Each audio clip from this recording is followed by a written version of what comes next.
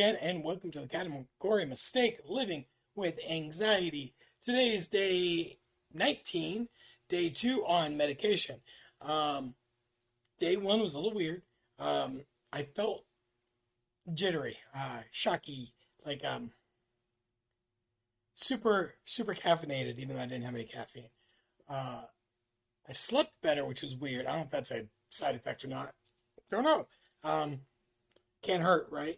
So today I took it 8:04, so stick it at 8. I don't think that's 4 minutes shouldn't kill anybody. I took the dogs for a walk, that's why.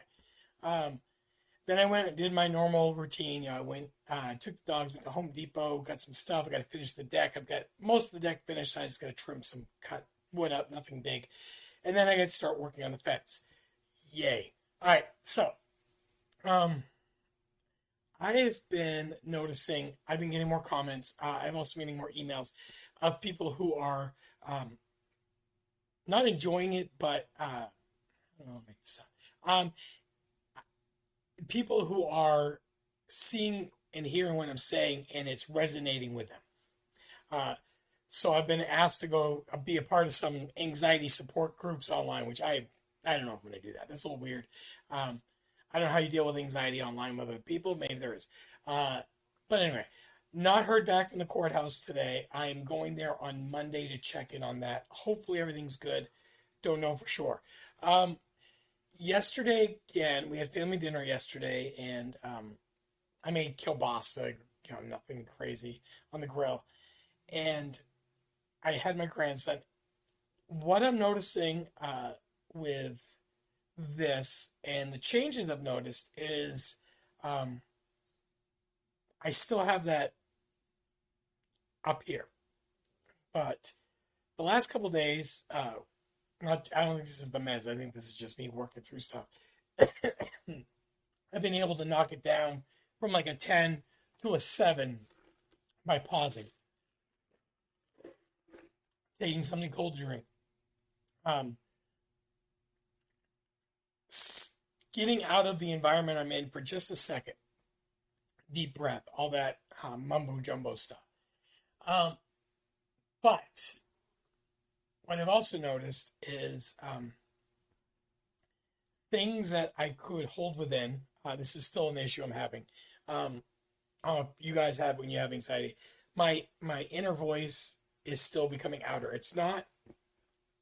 I was hoping by now I could control what's in here to here, but it's still so from my head to my mouth. I'm not able to. I'm still struggling with the filter. Now, some people say, "Well, no one has a filter; it's fine." No, I've always had a filter. Now, if you've met me, you know my filter isn't the best.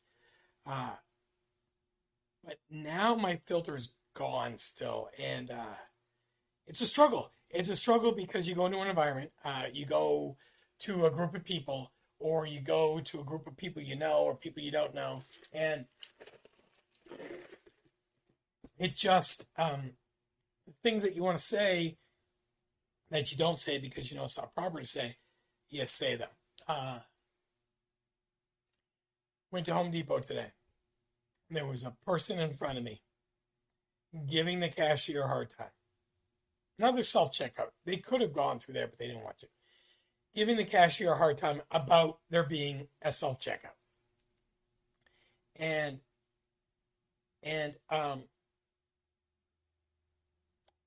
normally I'm just like, just be quiet, be whatever.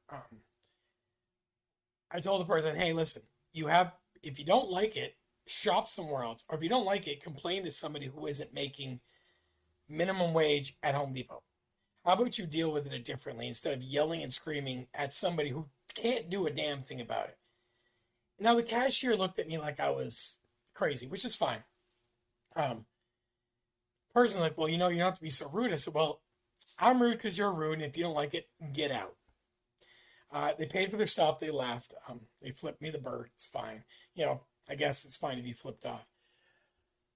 The biggest thing after is the cashier didn't thank me, didn't scold me, just kind of didn't say a word to me. And I wasn't looking for that, but I was pissed off because people Oh, this store doesn't carry this. Let me yell at somebody who has no control over it. Last night I needed lumber cut at Home Depot because I've been going there a lot. And I waited a while. Now I talked to like three people. Hey, can you cut this? We're not allowed to cut it. We're not allowed to cut it. And at first I'm going, when did they change that? But then I realized it's probably been a long time since I even thought about working there. It was like 14, 15 years ago. Anyway, so someone else got frustrated too, and they started saying something. Then the guy came back who could cut it. He had like 45 things going on. I said, hey, when you get a chance, can you cut this for me?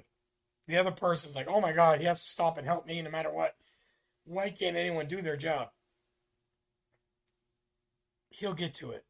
Now, if I needed the lumber cut to, 6 feet instead of 8, and my life depended on it, would I maybe be crankier? Maybe. But it's Home Depot, guys. You're not going there for life-saving equipment normally. And if you are, you're going to take it either way. You're not going to worry about paying for it. You're just going to take it because you need it. Because it's life or death. Okay? So, stop it. I get anxious when I do that, though. See, here's the thing. Like today, telling that person off gave me super anxiety.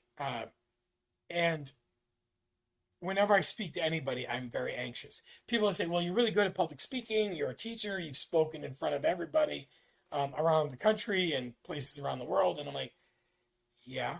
How can you be afraid or anxious? You do it all the time.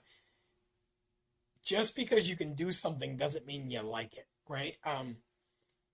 We all can take medicine. We all can do a COVID test. We can all get a vaccine. We can all go to the doctors.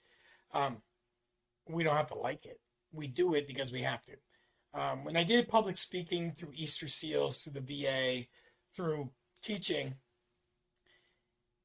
it was required. It wasn't like, hey, Richard, you can do this if you want. If not, we're fine. No, it was more like, hey, Richard, we need a speaker tomorrow morning in DC and tag you're it. If I could teach my class without talking, it would have been great. No one would have learned anything, but it would have been great, and probably the students would have liked it too. I make this point for this reason. Just because I come on here and talk, just because I go out in public and talk to people or yell at people or scold people or whatever, just because I can go into a classroom and teach about the real revolution, the real reason for the Civil War, and the fallout from World War I that led to World War II, does not mean I like it or I enjoy it. Every time I talk in a classroom, in front of people, on here, it's a struggle. Now, here's part of my struggle. And if you've ever done public speaking, let me know if you've ever dealt with this. So normally when you do public speaking, you write notes, you have like notes or a script. I don't do that. I've done it. I had to do it once. I was in San Diego and they had teleprompters. Really difficult. Never do it again. That's the only time I read from a script. And it was horrible. I always just talk. When I teach, I don't have notes in front of me. I know what I'm teaching. I teach it and we're done. Now, it might be a little cocky when you're teaching because, what if you get the information wrong? But again, if you've listened to me in the past, I have so much stress and anxiety around teaching that I literally quadruple check everything the morning of. I used to get to school early just to double check everything I was teaching to make sure I didn't teach the wrong thing. So I kind of dealt with it that way. But I always just spoke off the cuff. When I went to DC, when I've spoken in Chicago, Las Vegas, Maine, New Hampshire, everywhere, I've never had a speech to speak. I just talk. And the stories and the speeches and the education that I give, a lot of times I forget a lot of what I said as soon as it's over. When I teach, I know what I just taught about. But like when I'm doing public speaking, I don't know what after I'm done, I'm done. It all goes, into the ether of whatever thoughts were. And that's a struggle too, because I've had people come up to me afterwards and years down the road and say, remember when you said this? It would be rude if I said, yes, of course I do. Or, no, I don't. I basically just said, yeah, I remember being, my speech there. Because if I say, yes, I do, I'm lying. If I say, no, I didn't put enough effort into it to remember, or I didn't care, or my brain froze and I don't remember any of it, that also can come across as rude. And a lot of times if someone's talking to me about a speech I gave, they also donated money after I gave the speech. So I kind of feel like I have to BS them a little bit. And that's also difficult because I feel like, okay, I'm BSing these people. I'm telling these people what they want to hear, but do I believe it? Now, when I teach, when I've given speeches, when I've done this, I stand behind 100% of what I say. If I hurt your feelings, if I say something obnoxious, if I say something rude, if I say something wrong, let me know. Now, again, I think I said this yesterday, but I can't hit a rewind button and delete it. But it's from here. I also have been struggling with time management. So I know what I can do that relaxes me, that de-stresses me, that makes my stress level go down. I know what I can do. The problem is I feel guilty for doing it because I don't have this or this or this done. Okay. So I don't do it. I don't do the things that calm me down as much as I should, because I feel like I have to get A, B, and C done. And if I don't get A, B, and C done, someone's going to be upset. And if someone's upset, then it's going to ruin my day. And if it ruins my day, then okay. So, like I said the other day, I have a 97% finished Lego model. I have an MRAP model that is half built. I have lots of projects 3/4 of the way done. I can't even finish video games. I get into something and then I stop. That's why this deck is important. I just put the door on. Again, I have to trim some pieces up to make them look pretty, but everything's it's safe. No one's fallen off the deck today, not unless they really try. And that I'm okay with. But my stress really for today is, I think, waiting anxiously for the new medication to work and to change and to help me adapt to the world of 2025. If this medicine works, I'm going to go back to school. I'm going to finish my master's degree. If this medicine works, I'm going to finish a lot of things for myself that I didn't do because my anxiety and my hyperactivity made it impossible for me to do it. Reading is hard. Not because of the words, it's because of the focus. So I listen to audiobooks. Doing fine motor skills exhausts me. Not because of the activity, it's because of the mental, how much mental I have to put into it. And I know this. What I'm hoping for this medication is that it brings it to a level to where I can actually do a small project, or I can actually look at a school book, or I can actually look at an assignment and not say, I don't understand it, or I understand it, I'll do it later, and I don't do it, and then I never do it. Because it's silly. I have the mental ability to get my master's degree. I just don't. I have the mental ability to finish multiple projects, but I don't. So that's my hope. My hope is that this medicine, it's called Vyvanse. If you've ever taken it, let me know. I just wanted to make it so I can wake up in the morning and not feel like I have a million things to do. And if I don't do them all, my world and the people in my life's world is going to fall apart. I needed to help me just take that edge off. Take that edge off so I can enjoy a vacation. That's what I need. I know it's not a miracle drug. No, there's no such thing.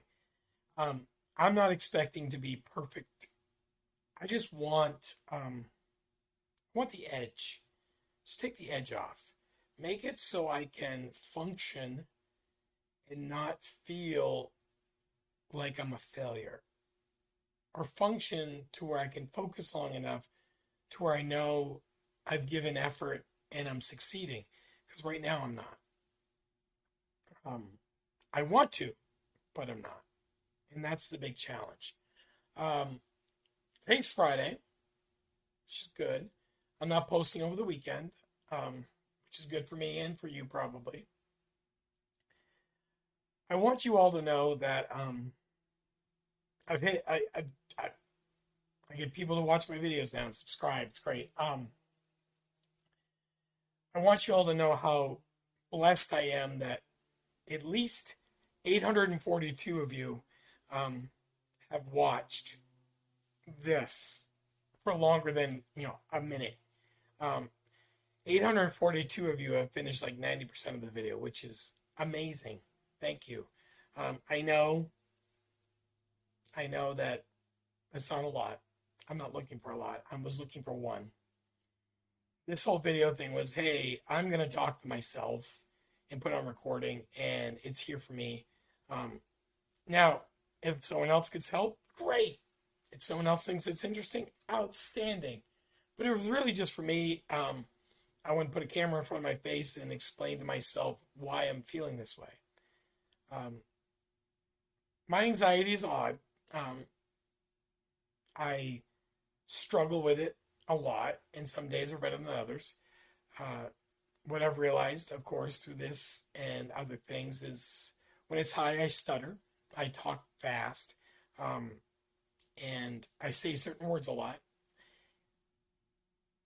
With that, I understand certain things now that I can catch myself.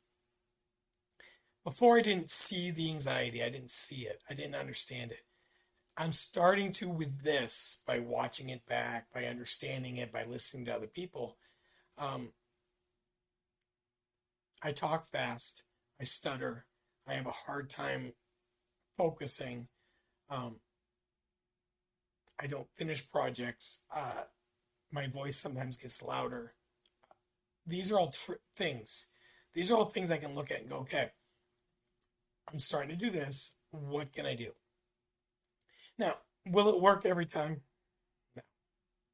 Will I be a perfect, sensible, uncrazy person on Monday? No. I'll be Richard Mariello. I'll be the host of this podcast / video series. I will still have anxiety. But I will also be working on it every day.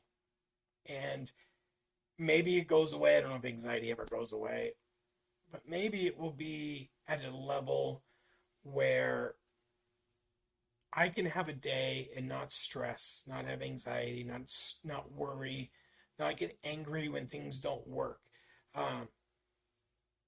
Not get so anxious I put a screw through my finger because I was angry at the piece of wood. That's what I'm looking for. Thank you for going on this ride with me. Thank you for subscribing. Hitting the like button. A few people have done it. I don't know what that does.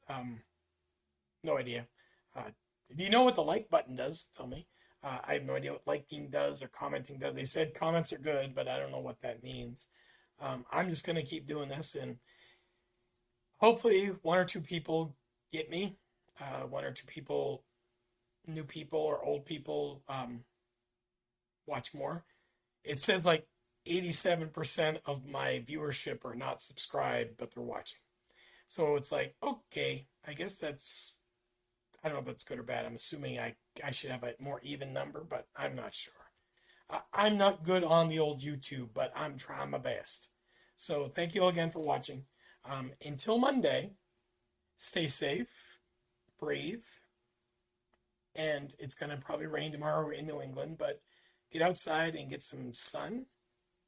Find a dog, play with a dog, play with a cat, play with a kid, play with something. Enjoy life, because it's the only one we got, guys. Till next time.